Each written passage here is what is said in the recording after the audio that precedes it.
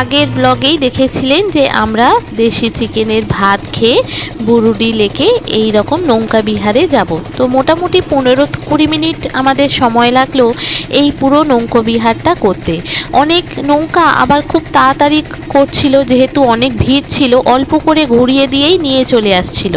আর যেহেতু আমরা একদম শেষের দিকে, এরপর আর সেইভাবে কোনো লোকজন নেই, তাই আমাদের প্রায় 20 মিনিটের বেশি আমাদেরকে পুরোটা ঘুরিয়ে দেখিয়েছিল। এইবার এই বুরুডি লেকটা পুরোটা ঘুরতে আপনি দেখতে পাবেন এই যে পাহাড়ের পাশে শালপিয়ালে যে জঙ্গল আছে, একদম পুরো লেকটার ধারের গা ঘেঁষে আমাদেরকে নিয়ে ঘুরিয়ে দেখিয়েছে। বিশাল বড় লেক, এই লেকটা এত বড় আর এটা পুরো কৃত্রিম উপায়ে তৈরি। পাহাড়ের মাঝখানে এত সুন্দর একটা পরিবেশ আর খুব সুন্দর একটা হাওয়া দিচ্ছে, যেমন গরম, তারপরে এই গরমের মাঝে এই নৌকার মধ্য দিয়ে যেতে আর এই ফুরফুরে হাওয়া খেতে খেতে ভীষণ ভালো লাগছিল। আর এই যে সাইডে দেখতে পাচ্ছেন এগুলো সব শাল গাছ, এগুলো ছোট ছোট গাছ। এই ধার দিয়ে দিয়ে আমরা পুরো লেকটা ঘুরবো। ঘুরে প্রায় 15-20 মিনিট, আমাদের কি আরেকটু বেশি হবে, আমরা পুরোটা ঘুরে তারপরে এলাম। ওখান থেকে এবার আমরা রওনা দেব পরের একটা সাইট সিন যাওয়ার জন্য। এখানেই অনেকটা সময় চলে গেছে। সবাইরা জানে যে এই বুরুডি লেকে যারা আসে তারা এখানে সময় কাটানোর জন্যই আসে, তাই যতগুলো সাইট সিন আছে সব ঘুরে শেষে এখানে আসে, এখানে সময় কাটিয়ে তারপরে এরা হোটেলে ফিরে যায়। এই দেখুন পুরোটা ঘোরাচ্ছে, পুরোটা এই লেকটা যদি আপনি ঘুরে দেখেন না, পুরোটাই আপনার খুব ভালো লাগবে। এত সুন্দর একটা মিষ্টি হাওয়া, আর দেখতে পাচ্ছেন দূর দূরান্ত থেকে পাহাড়গুলো কি সুন্দর দেখতে পাওয়া যাচ্ছে। এই রকমভাবেই আমরা পুরো লেকটা ঘুরেছিলাম। একটা সুন্দর অভিজ্ঞতা, খুব সুন্দর অভিজ্ঞতা।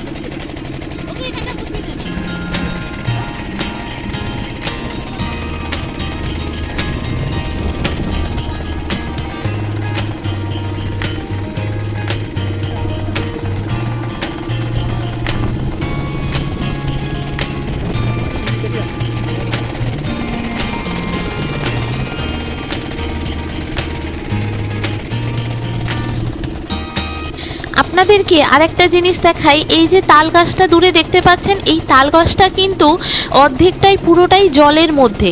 আপনাদেরকে একটু কাছ থেকে নিয়ে যাই, দেখুন জলের মধ্যে কি সুন্দর এই তাল গাছটা রয়েছে। আর এই তাল গাছটা এত ভালো লাগছে, দেখুন ওর পরে আরও কতটা গেলে তবে জল, পুরোটাই এইটা তাল গাছটা জলের মধ্যে। এই তাল গাছের পাশটা দিয়ে যেতে এত ভালো লাগছিল, সকলে তো অবাক হয়ে গেছে যে জলের এত নিচে তাল গাছটা হলো কি করে। মানে আগে হয়তো তাল গাছটা ছিল, তারপরে জলটা বেড়ে যাওয়াতে তাল গাছটা প্রায় জলের মধ্যেই থাকে। এখানকার জলটা খুব একটা শুকনো হয় না, যেহেতু পাহাড়ি জল তো, ঝর্ণা টর্ণা আছে, নদী আছে, তো সে কারণে জলটা শুকনো হয় না, এরকমই জলটা থাকে। আর এই তাল গাছটা পাশ দিয়ে আমরা ঘুরে আবার এটা ঘুরে এইবার আমরা ফিরে পড়ব একদম প্রথম যেখান থেকে স্টার্ট হয়েছিল সেখানে।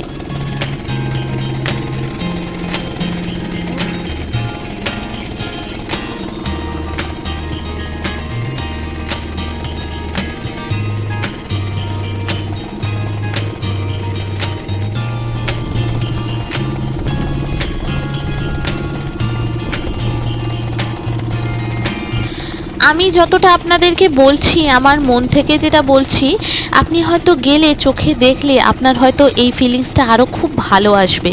এইটাকে দেখতে, এইটাকে ফিল করতে যতটা আপনার ভালো লাগবে, হয়তো আমার কথা বলাতে সেই ভালো লাগাটা হয়তো নাও আসতে পারে। যাই হোক, সব ঘুরে টুরে আমরা চলে এলাম যেখান থেকে বোটিং স্টার্ট হয়েছিল। এই যে দেখুন কি সুন্দর শালপিয়ালের পাহাড়টা দেখতে পাচ্ছেন, পুরোটাই এখানটা বেশিরভাগ শাল গাছ। আর এই শাল গাছের পাতা বা ডালপালা এখানকার লোকেদের, একটা পাহাড়ি লোকেদের রুটি রুজির রোজগার। এই যত বিক্রি হয় শালপাতা, এই এরা আদিবাসী লোকেরা শালপাতা পেরে নিয়ে গিয়ে দোকানে দোকানে দেয়, সেটা থেকেই লোক নেয়। আর যারা কাঠের উনুনে রান্না করে তারা এই শাল গাছের যে ছোট ছোট ডালগুলো হয় সেগুলোকে জঙ্গল থেকে পেরে এনে সেগুলো মাথায় করে নিয়ে যায়, নিয়ে গিয়ে দোকানে দোকানে দেয়, তারা জ্বালানি হিসাবে ব্যবহার করে। এখানকার আদিবাসীদের প্রধান উপার্জনের একটা রাস্তা হলো এই শালপিয়ালের জঙ্গলটা।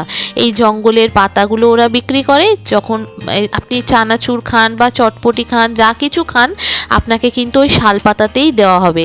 আর যে রান্না হয়, যে কাঠের উনুনে যা রান্না হচ্ছে, সবগুলো কিন্তু এই শালপিয়ালের জঙ্গলের কাঠ থেকেই রান্না হচ্ছে। তো যাই হোক, আমরা চলে এলাম এখানে কজন এখনো রয়েছে লাস্ট হয়তো যাওয়ার জন্য, বাকি আর কোনো লোক নেই, পুরোটাই ফাঁকা হয়ে গেছে, আমরাই বোধহয় একদম শেষ। এবার এখান থেকে বেরিয়ে আমরা সোজা চলে যাব, একটু আইসক্রিম খাবো, একটু জল টল খাবো, খেয়ে তারপরে আমরা আবার রওনা দেব।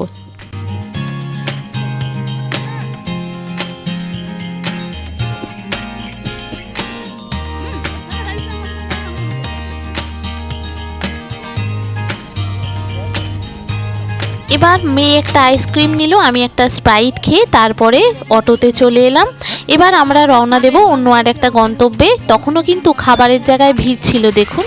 এবার আমরা বুরুডি লেককে টাটা বলে তারপর এখান থেকে আমরা চলে যাচ্ছি। এখান থেকে যেতে মন চাইছিল না, কিন্তু যেতে তো হবেই। আর এই যে আপনি পাহাড়ের ঘেরা রাস্তাটা দেখছেন, এটা হচ্ছে আদিবাসীরা নিজেরা তৈরি করেছে। এটা একটা শর্টকাট রাস্তা। আমাদের ড্রাইভার যে ভাই ছিল সে আমাদের বলছে এইটা একদম পুরোটা আগেকার দিনে পাহাড়ই ছিল, কিন্তু এই পাহাড়টাকে কেটে কেটে এখানকার আদিবাসীরা এই রাস্তাটি তৈরি করেছে, করে এখান থেকে শর্টকাটে একটা রাস্তায় যাওয়া যায়। আপনাদেরকে যেতে যেতে হয়তো দেখাতেও পারবো আমি আদিবাসীদের বাড়িগুলো। দেখুন কতটা সুন্দর, পুরোটাই জঙ্গল, কি সুন্দর সামনেটায় ডিজাইন করা মাটির বাড়ি, পরিষ্কার পরিচ্ছন্ন।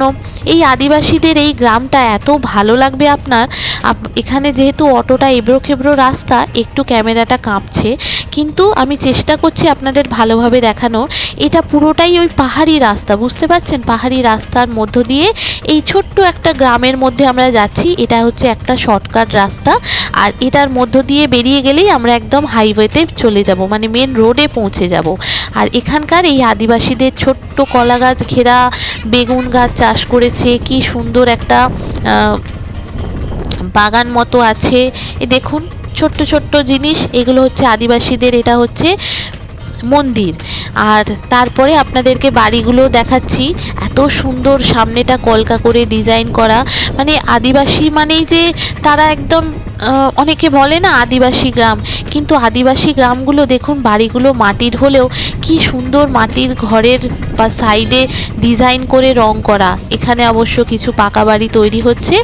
আমরা যতটা ভিতর দিয়ে যাচ্ছি দেখুন ততটাই দেখুন আদিবাসীদের বাড়িগুলো কি সুন্দর। আপনাদেরকে দেখাই, এই যে দেখুন কি সুন্দর আদিবাসীদের গ্রামটা। এই গ্রামের মধ্য দিয়েই একটা শর্টকাট রাস্তা, যেখান থেকে আমরা চলে যাচ্ছি একদম মেন হাই রোডে।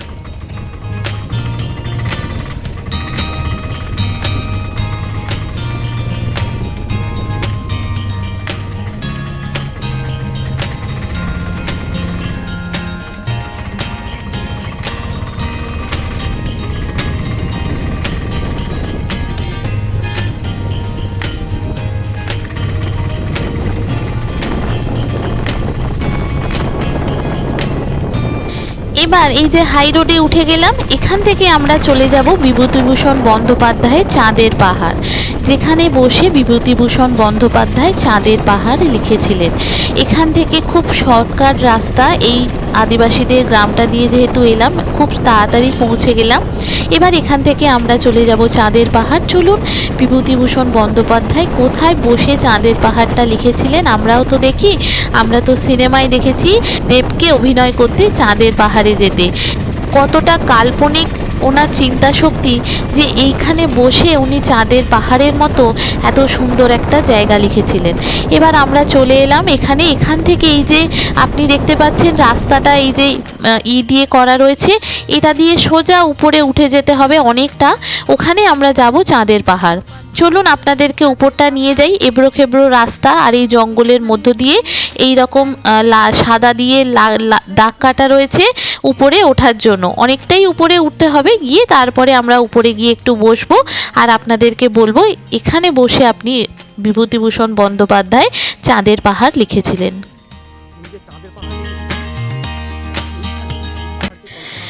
এই যে চাঁদের পাহাড়ে আমরা উঠছি, এইটা পুরোটাই একটু খাড়াই, মানে এই রকম পাথর যেগুলো আছে খুব স্লিপারি। যাদের হাঁটুর ব্যথা পায়ের ব্যথা তারা কিন্তু উপরে খুব সাবধানে উঠবেন, বা যদি না ওঠেন তাহলে খুব ভালোই হয়। একবার যদি হড়কে যান না, পুরোটাই আপনার লাগবে। আর এটা অনেকটা খাড়া পাহাড়, আর এই পাহাড়টা দেখেই বিভূতিভূষণ বন্দ্যোপাধ্যায় চাঁদের পাহাড়টা লিখেছিলেন। তো সে কারণেই এই জায়গাটার নাম হচ্ছে চাঁদের পাহাড়। এখান থেকে একটু খাড়া রাস্তা, যাদের হাঁটুর সমস্যা না থাকবে তাদেরও সমস্যা হয়ে যাবে, আমাদের তো অসুবিধা হচ্ছেই। আর এই জঙ্গলটা, পাহাড়টা পুরোটাই শাল পিয়ালের জঙ্গল, চারিদিকটা যত দূর দেখবেন পুরোটাই শাল গাছ। আর এত সুন্দর ঘন শাল গাছের একটা পাতার গন্ধ, ফুলের গন্ধ, আর নতুন পাতা গজিয়েছে তার গন্ধ, এত ভালো লাগছে উপরটায় যেতে। আর উপর থেকে উঠে তারপরে আমরা যাব যেখানে গোল করে রাউন্ড করে করা আছে, ওখানে পুজো হয়, বসা যায়। আমাদেরই পা ব্যথা হয়ে যাচ্ছে, যারা অসুস্থ মানুষ, যাদের বয়স হয়ে গেছে, তারা আমি বলবো উঠবেন না। আর এই রকম মার্ক করা আছে, এই মার্কের মধ্য দিয়েই উপরে উঠে যেতে হচ্ছে। অন্য জায়গায় গেলে অন্যদিকে চলে যেতে পারেন, পাহাড়টা তো যেহেতু ঘন জঙ্গলের মতো, কোথা থেকে কোথায় যাবেন বুঝতে পারবেন না, তাই একটু সাবধানতা অবলম্বন করেই যাওয়াই ভালো। আর এইভাবেই এখানে সকলে যাচ্ছে, আমরাও গেলাম। আর উপরে গিয়ে আপনাদেরকে দেখাচ্ছি, চলুন কি সুন্দর উপরটার জায়গা, আর উপর থেকে ভিউটা খুব সুন্দর, চলুন।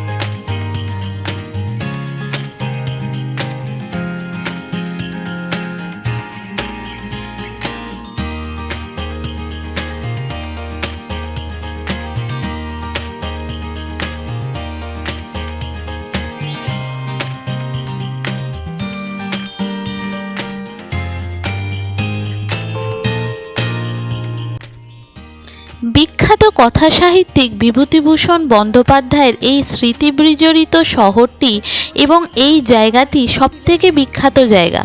এখানে বসেই ওনার বিখ্যাত একটা কাব্য যিনি লিখেছিলেন চাঁদের পাহাড়, যেটা আমরা সকলেই কতটা পড়েছি জানি না, কিন্তু সিনেমাতে দেবকে অভিনয় করতে দেখেছি। সেটা থেকেই অনেকে হয়তো আমরা জানি চাঁদের পাহাড় কী, চাঁদের পাহাড়ে কি থাকে পুরোটাই আমরা জেনেছি। কিন্তু উনি এখানে বসে সেই কল্পনাটা করতে পেরেছিলেন, হয়তো উনি ছিলেন বলেই এই কল্পনাটা ওনার দ্বারা সম্ভব হয়েছে। সাধারণ লোকের মনে এই কল্পনাটা তো আসতেই পারেন না। এখানে বসে উনি কত কত যে কাব্য লিখেছিলেন বলা বাহুল্য।